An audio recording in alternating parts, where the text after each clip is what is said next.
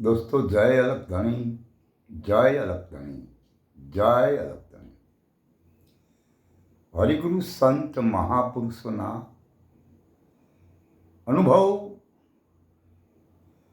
નિજ પદ, નિર્ભય પદ, અગમ,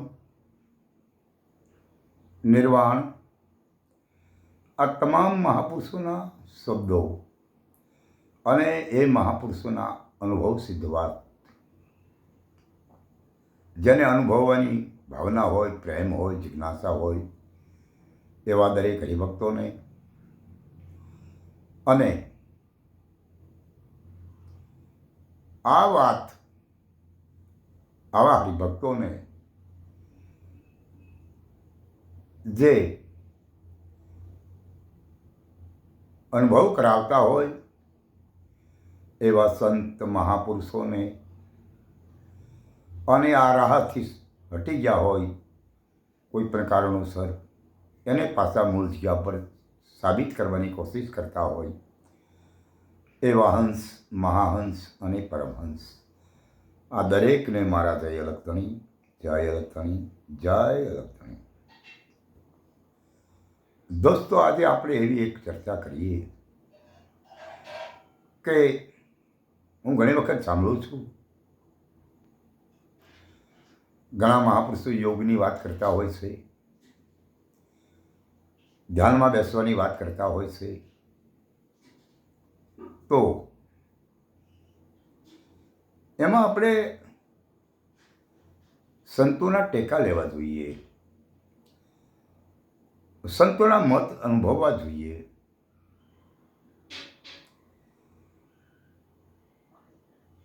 ગંગા સતી પાનબાઈએ કીધું છે, એકાંતે બેસી અલખ આરાધે, આરાધે ધણી મારું આવશે. હવે એકાંત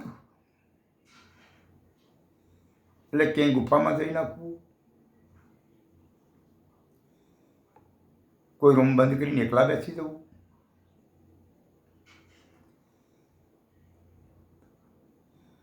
એક જ અંત છે, એક જ વાત એવી છે જેનો અંત છે, પછીને આગળ કોઈ વસ્તુ રહેતી નથી, અને એ અલખ લક્ષાર્થમાં આવે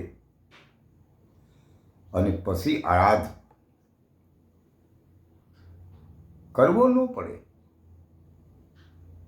એ સદગુરુ પરમાત્મા લક્ષાર્થ આપે ને એટલે થાય છે, કરવો નથી પડતો.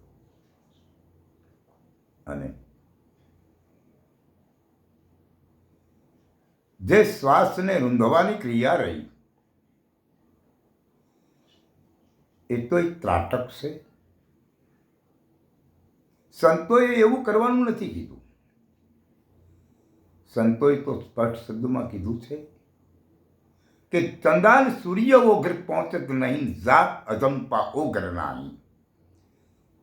એ ભાઈ, તમારે જે ઘરે જવું છે, જે ઘરનો તમારે ને મારે અનુભવ કરવો છે, ત્યાં જાપ જપવાથી પતિ નહીં જાય, જાપ અજંપા જપવાથી પતિ નહીં જાય.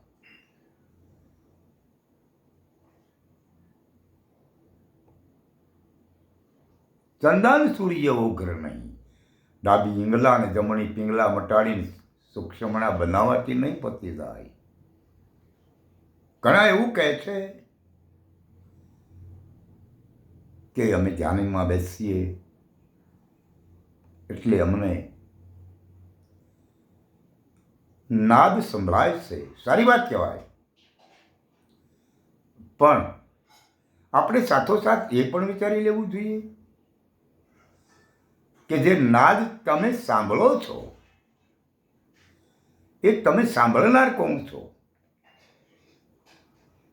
જ્યારે નાદ થતો હોય અને એ નાદને તમે ભલી પેર સાંભળી રહ્યા છો, એવું નક્કી કરવાવાળા તમે કોણ છો? આવડી આ વાત,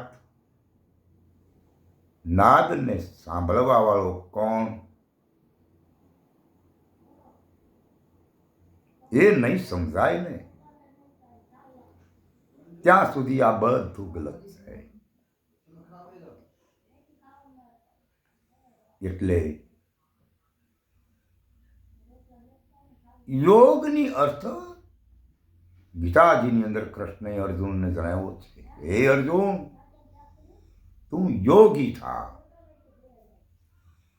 યોગી થા એટલે આ બધું છોડી અને જંગલમાં વહી જવાનું નથી કીધું, પણ એને એવું કીધું છે કે હે અર્જુન, તને જેનો વિયોગ છે ને, આપણને જેનો વિયોગ છે એનો યોગ મેળવો, અને ઈ યોગ મળે ને એટલે યોગી બની ગયો. હું ને તમે જેનાથી જુદા પડ્યા છીએ ને એમાં આપણે દાખલ થવું છે ને એક થવું છે, આને યોગ કહેવાય. વાત નથી થતી ભાઈ ઘણા ટાઈમથી વિચારતા હતા પણ હવે યોગ નહોતો મળતો એટલે શું કરીએ. આ યોગ મળી ગયો, થઈ ગયા ભેગા. બહુ સાચી વાત છે. આવડી આ રાત યોગ એટલે મિલન, કે જેનાથી હું ને તમે જુદા પડ્યા છીએ. આવડું આ જ્યારે મિલન થઈ જાય ને એટલે જિંદગી સાર્થક બની જાય, પછી બીજું કરવું ન પડે કાંઈ. આજે કદાચ ધર્મની ચર્ચા ઘણા લોકો કરે છે, ઘણા એવું કહે છે કે અમને હનુમાનજી મહારાજની દેન છે, અમને હનુમાનજી મહારાજ સર્વોપરી છે. પણ તો એમાં હનુમાન ચાલીસા શું કહેવા માંગે છે, આનો તો આપણે વિચાર કરવો જોઈએ ને. હનુમાન ચાલીસા શરૂ કરો ને એટલે પહેલી ચોપાઈ છે, શ્રી ગુરુ ચરણ સરોજ રજ નિજ મન ગુરુ સુધારી બરનમ. શ્રી ગુરુ ચરણ, શ્રી ગુરુ ચરણમાં ગાવાથી નિજ મનને સુધારો. નિજ એટલે તમે તમારા મનને સુધારો. કેમ રખડે છે, કેમ ભટકે છે, એને મૂળ ઘરે બાંધો એટલે પછી ફરતું બંધ થઈ જશે. પછી અડગ મન કોઈ દી ડગે નહીં, ભલે ભાંગી પડે બ્રહ્માંડ.